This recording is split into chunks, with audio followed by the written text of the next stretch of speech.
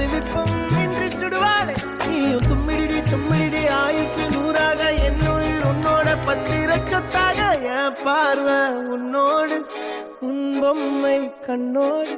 பேசாமல் விண்ணோடு நாம் மிதந்து போவோம்